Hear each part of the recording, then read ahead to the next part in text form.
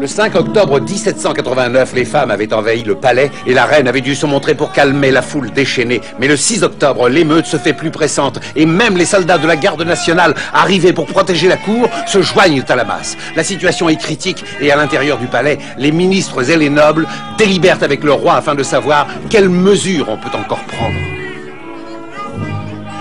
Messieurs, j'ai décidé de revenir à Paris avec toute ma famille. Votre Majesté, vous ne devez absolument pas vous laisser imposer les caprices du peuple. Votre Majesté doit résister. Oui, c'est un scandale.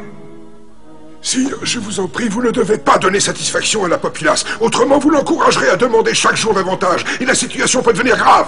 Et ce qui est dit est dit. Sire. Regardez vous-même et vous verrez les soldats et même ma garde personnelle qui manifestent contre moi avec les émeutiers. Voilà, je vais à Paris.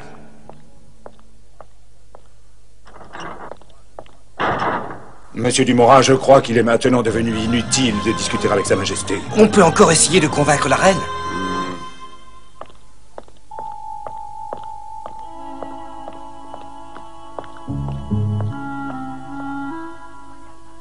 Comment? Nous devrions aller à Paris?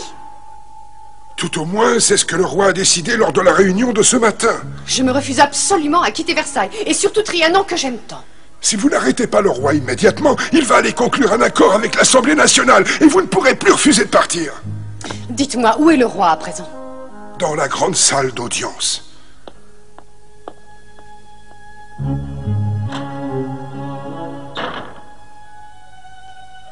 Sire, excusez-moi de vous interrompre, mais j'espère que vous n'acceptez pas de transférer la cour et votre personne au château des Tuileries. Malheureusement, ma chère, nous n'avons pas le choix. Désolée, mais je n'ai pas l'intention d'aller habiter ce château abandonné. Si vous refusez de ramener le pouvoir royal à Paris, toutes vos promesses, en particulier celle de réduire les dépenses de la cour, passeront pour des mensonges. Oui. Au contraire, en s'installant aux Tuileries, votre Majesté démontrera qu'en vivant au milieu du peuple, son souverain en partage les soucis et les problèmes. Sire, vous avez pu constater que le mécontentement du peuple est à son comble. C'est une situation explosive. Je refuse d'aller aux Tuileries. Si vous n'acceptez pas de bon gré, vous serez obligé de vous soumettre à la force. À la force?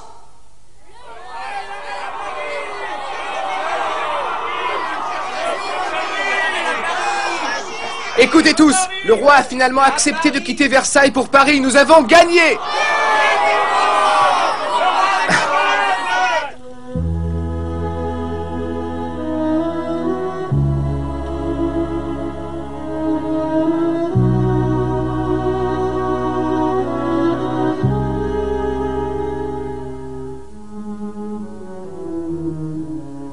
Mathilde. Majesté, vous partez donc pour les Tuileries? J'ai peut-être jusqu'à présent beaucoup trop demandé à la vie.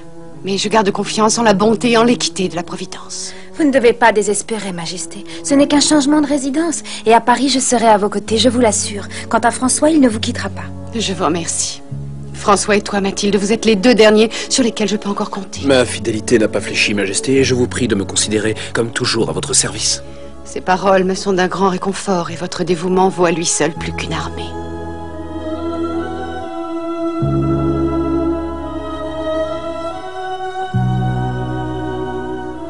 Mais je jure que je ferai tout ce qui sera en mon pouvoir pour que nous revenions à Versailles. Le 6 octobre, le roi et la famille royale abandonnèrent le château de Versailles. 10 siècles d'autocratie venaient de prendre fin. Un chapitre de l'histoire était clos. L'intérieur de ce château est encore plus délabré que je ne pouvais l'imaginer. Il a été abandonné depuis que Louis XIV s'est transféré à Versailles. Mais avant, il y habitait, alors nous pourrons très bien nous en accommoder, nous aussi. Peut-être, mais ce château ne me plaît pas. Voyons, il est inutile de nous lamenter ainsi. Je me demande simplement ce qui pourrait encore nous arriver après cela. L'Assemblée voudrait confisquer les biens du clergé? L'Assemblée projette également d'adopter une constitution civile avec les biens du clergé. On pourrait résorber tout le déficit du trésor français. Mais les aristocrates sont bien plus riches que l'Église de France. Pourquoi on leur confisque pas tous leurs biens? C'est une réflexion très juste, mon petit Mathieu. Hein? De toute façon, la confiscation des biens du clergé n'est qu'une première étape dans les grands changements qui s'annoncent. Mathilde, où t'en vas-tu? J'ai une livraison à faire et je dois aller préparer à Liboron et la charrette. Je suis certaine que Dumorin ne resterait pas longtemps dans l'ombre. Il se montrera aux Tuileries pour tâcher d'y imposer ses idées et ses projets. Mais alors il faut nous dépêcher d'arriver avant lui, vite à Liboron. Allez, au galop, à Liboron.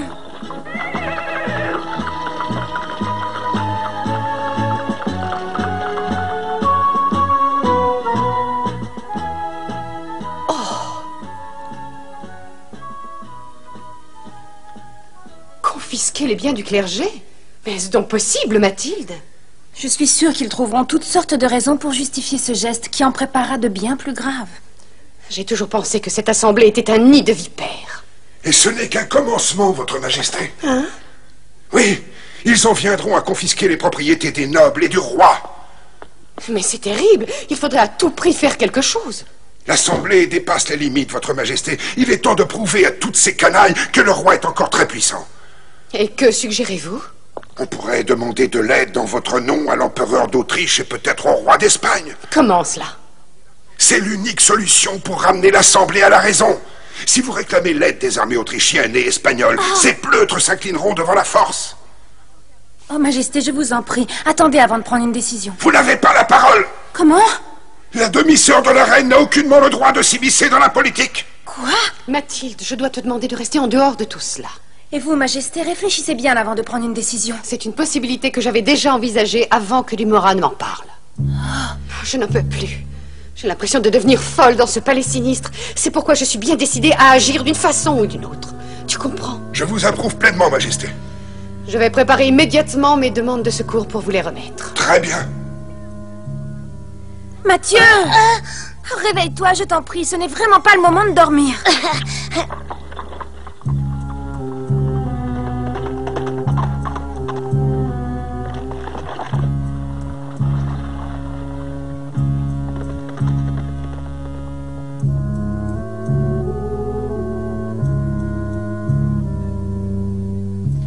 Même si je me rends immédiatement aux Tuileries, il est déjà trop tard. La reine a certainement remis ses fameuses lettres à Dumorat. N'y a-t-il vraiment pas moyen d'intervenir? Si l'Assemblée nationale apprenait que la reine a fait appel à des armées étrangères, ce serait une catastrophe épouvantable. Certes, la reine et le roi seraient accusés de trahison envers la patrie, et ils pourraient être condamnés à mort. À mort?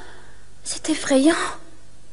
Devant cette situation désespérée, il faut agir vite et intercepter les messages. Moi, je me charge de celui d'Espagne. J'espère réussir. Toi, Mathilde, occupe-toi de celui qui doit partir pour l'Autriche. Il faut récupérer ses lettres. Oui.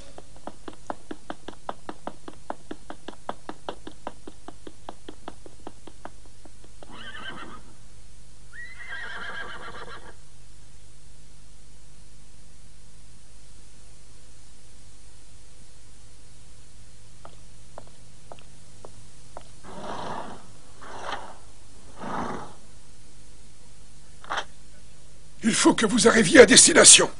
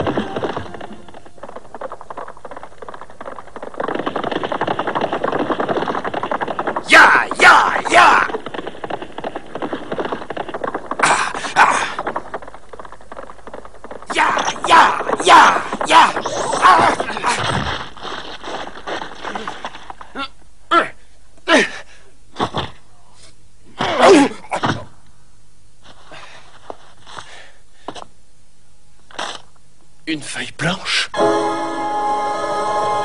Mais alors quelqu'un s'est moqué de nous.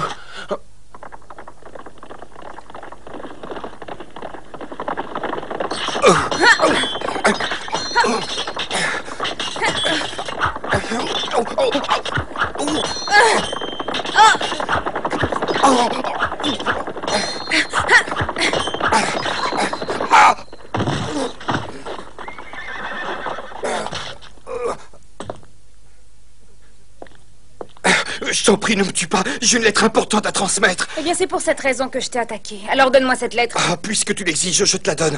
Tiens, la voilà. Quoi? C'est bizarre. Où est le vrai messager? Je n'en sais rien, je l'ignore. Dumorat seul pourrait te le dire.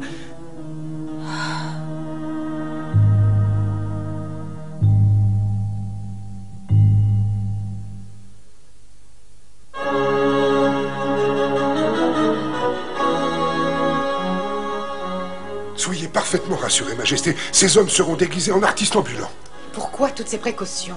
Pour que l'armée qui veille aux frontières ne puisse pas s'emparer de ces documents qui sont très importants pour vous. Et quand pensez-vous qu'ils parviendront à destination? Dans 8 ou 10 jours au maximum. Majesté, Monsieur François de Vaudreuil et Mademoiselle Mathilde demandent audience. Faites-les entrer. Oui, Majesté. Excusez-moi, mais je ne tiens pas à les rencontrer. Je m'éclipse par la petite porte. Merci encore, Dumorat.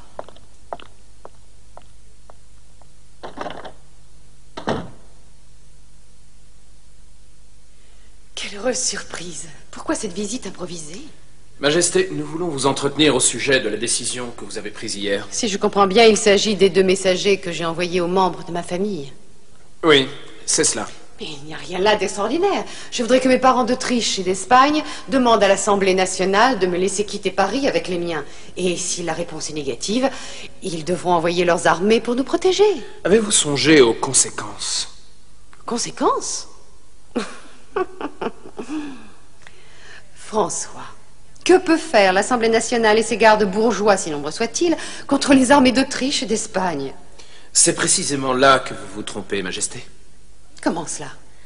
Majesté, vous ne vous êtes pas encore rendu compte des justes aspirations du peuple français. Retenez ce que je vais vous dire. Tout le peuple est prêt à donner sa vie pour conserver la liberté. Oh. La révolution est en marche. On ne peut pas essayer de l'arrêter par la force. C'est vous qui en seriez victime. Croyez-vous? De toute façon, l'armée autrichienne ne resterait pas inactive si on osait s'attaquer gravement à nos personnes royales. Dans ce cas, le peuple n'hésiterait pas à combattre l'ennemi jusqu'à l'extrême limite de ses forces. Mais comment pouvez-vous envisager cela? Ces gens-là ne sauront jamais s'organiser. Ils le feront, car ils doivent aussi défendre leur dignité. J'ai du mal à m'en persuader. Vous devez vous rendre compte qu'on ne pourra plus jamais traiter le peuple comme on l'a fait jadis. Vous m'effrayez? Est-ce la vérité? Oui. C'est une réalité que vous devez admettre. Dans le cas contraire, il pourrait en découler des conséquences terribles pour notre pays, mais surtout pour l'aristocratie et la famille royale. Oui, je comprends. La situation est grave. Oui.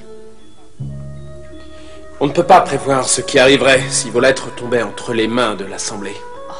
Vous ne comprenez pas qu'elle deviendrait la preuve d'une trahison envers la France. Quelle honte! Je ne veux pas la guerre. Je veux empêcher l'Assemblée d'être trop puissante. C'est tout.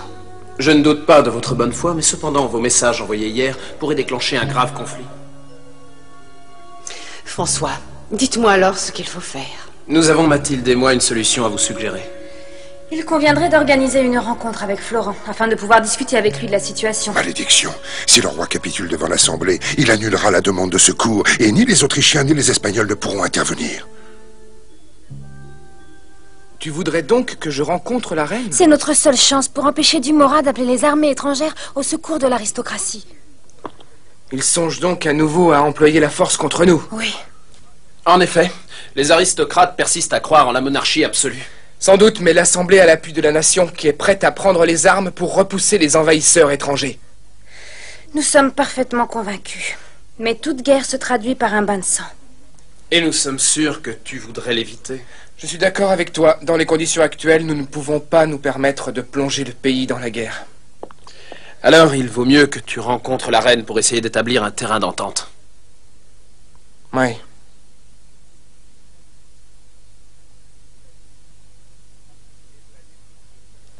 Les vrais ennemis sont les aristocrates qui essaient de tout accaparer. Il faut les empêcher de nuire à tout prix. L'Assemblée nationale augmentera son pouvoir si le roi la laisse faire. Et dans un tel cas, nous ne pourrons plus compter sur un appel à l'aide de l'étranger. Et quel sera le sort de la noblesse en France? Qu'en pensez-vous? Nous avons déjà dû abandonner nos privilèges le 4 août. Bientôt, nous perdrons nos terres, nos dotations, et nous serons réduits à la misère. C'est impossible, Dumorat. On ne peut pas nous dépouiller de tout. Le roi ne peut pas nous abandonner. Vous devez garder votre calme. Si vous êtes prêt à donner votre vie pour la défense de vos intérêts et de vos droits, je vous demande d'arborer ce brassard de deuil en signe de protestation. Mais qu'est-ce que ça signifie? Enfin, c'est ridicule, enfin! Ce brassard sonnera le glas de cette Assemblée nationale qui veut notre malheur.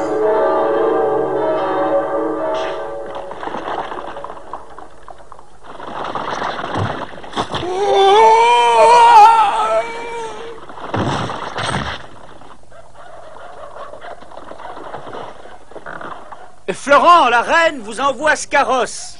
Il arrive tout de suite. Florent, un carrosse est là qui t'attend. Je t'accompagne, je veux être sûr que tu vas à ton rendez-vous. Ne t'inquiète pas, je tiendrai la promesse que j'ai faite à Mathilde.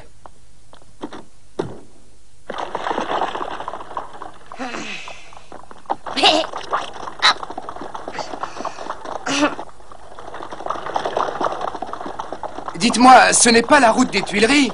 Non, le rendez-vous a été reporté au château de Saint-Cloud. Hein? Mais c'est impossible. Mathilde nous aurait averti de ce changement de lieu.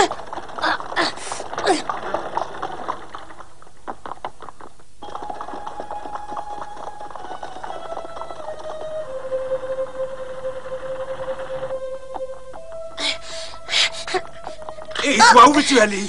Je veux aller voir Mathilde de Vaudreuil. Laissez-le passer. Le rendez-vous a été changé, paraît-il. Tu en es certain? Et où est-ce maintenant? Mathieu, qu'y a-t-il?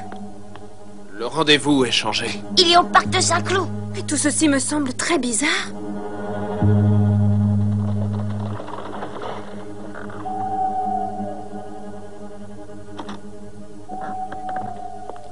Sa Majesté vous attend près de la fontaine.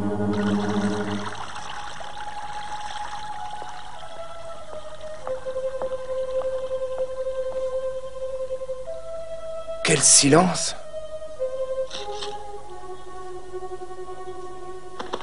Ah! Mais qu'est-ce que tu fais là, Théobald? Oh! Tu mourras quand même! Ah, c'était un piège!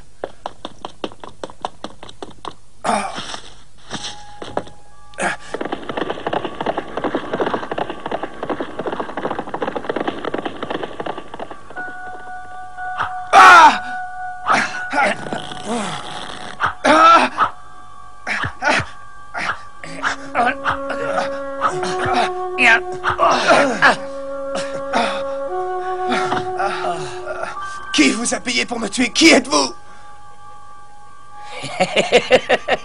Des gens qui veulent ta mort. Tuez-le! Arrêtez!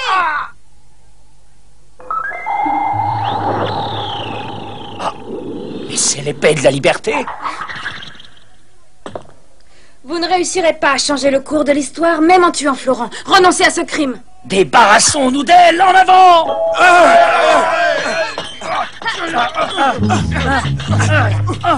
Attention! C'est là des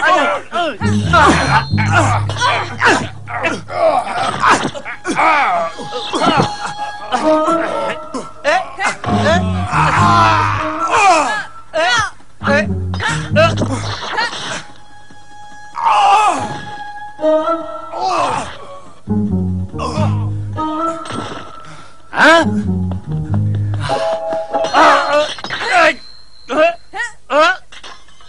Dis-moi qui t'a payé pour ça. Sa Majesté Marie-Antoinette. Quoi? Hein? Elle a voulu ma mort? Oui, c'est Marie-Antoinette qui a voulu qu'on te tue. C'est faux, ça ne peut pas être elle. Dis-moi la vérité. Oh, la vérité, c'est que...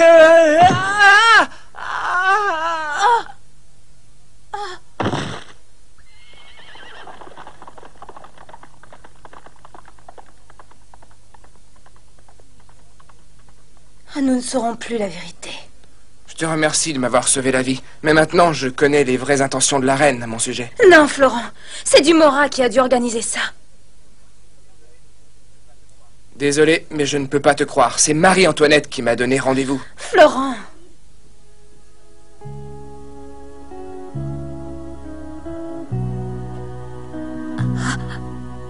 Maintenant, plus rien ne pourra l'arrêter.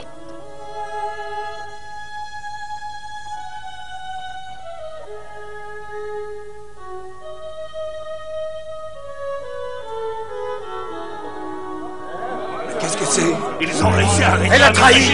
Elle veut vendre la France.